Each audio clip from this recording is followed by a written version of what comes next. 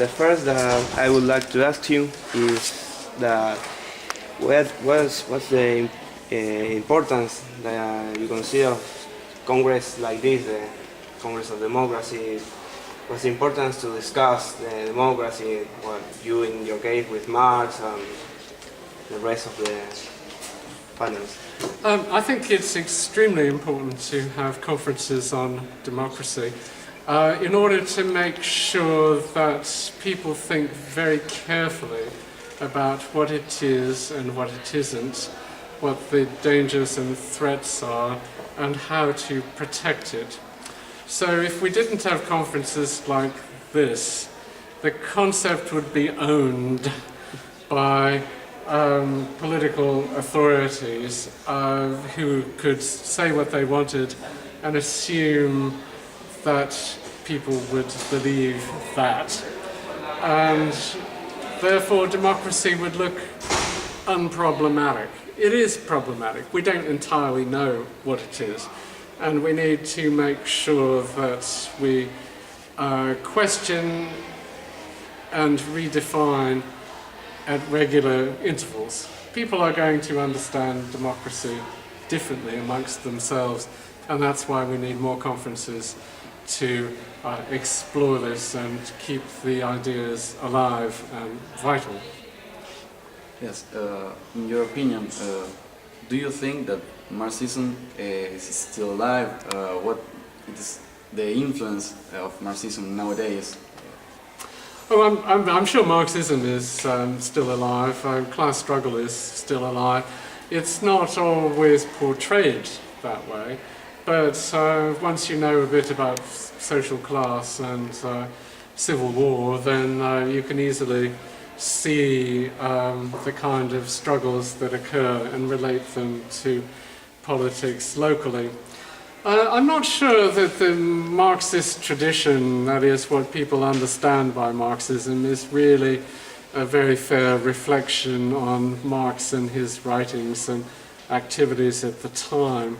So I am trying to stress his role in his own time as a political actor rather than some kind of scientific theoretician. I'm doing that because if we see him as a political actor, then he is like us, and he is trying to make sense of what is going on around us and to do something about it. We are not pretending to be scientists with a magic answer or a formula or even a theory, and I don't think he is either. I think he is thinking hard about politics, about social class, about authoritarianism, about violence and representative institutions, and we need to think about that too. You talk about and not studied enough text of Marx, 18th Brumaire of Louis Bonaparte. In your opinion, what would change if in the students university studied more this text? It would change anything about the conception we have of Karl Marx? Yes, I think it could change a lot of conceptions about what academic study is and what it's for. So people could become clearer about the connection between serious thought and political realities, because that's what Marx is about. So rather than assuming that knowledge is in a textbook and you learn that and that's all you need, this point of view about Marx shows how you can push a thinker out into their own times and yours by showing the connections in the kind of serious thought that's going on.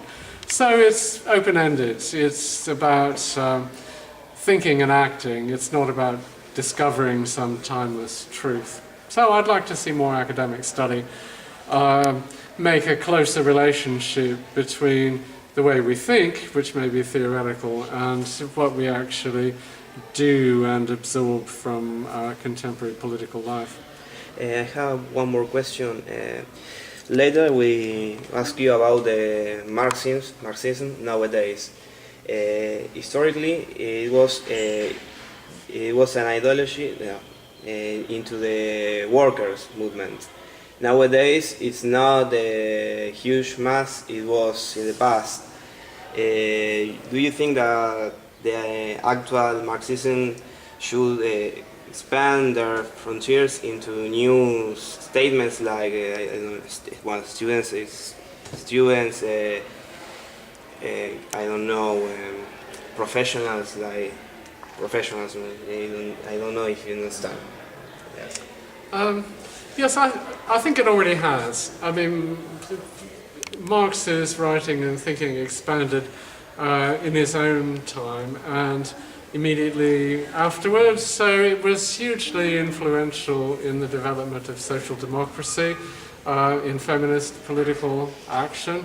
And I think it has already a lot of relevance in ecological thinking and theory about one world, green industry, what to do about the financial crisis. So it's not surprising that Marx's picture has been on Time magazine and The Economist and The Spiegel and some of these other things, because it's always interesting to step away from one's current concepts into someone else's shoes.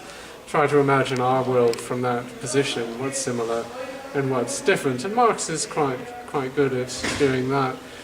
But overwhelmingly, the problems of worldwide inequality are really very similar. We're living in an age that still deals with imperialism and exploitation and vast, unimaginable inequalities across the planet, and economic processes that are perceived to be out of control.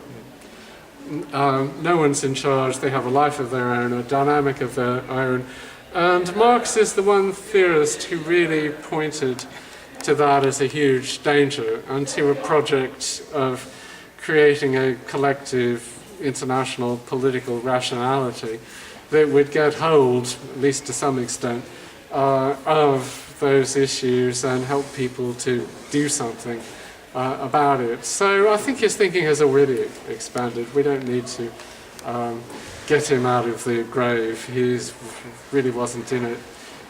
I really hate the gravestone in London. It gives all the wrong impression, and he was moved to fit under that awful image anyway. So I see him much more as a lively journalist and contemporary commentator. Well, I don't know if you want to ask anything.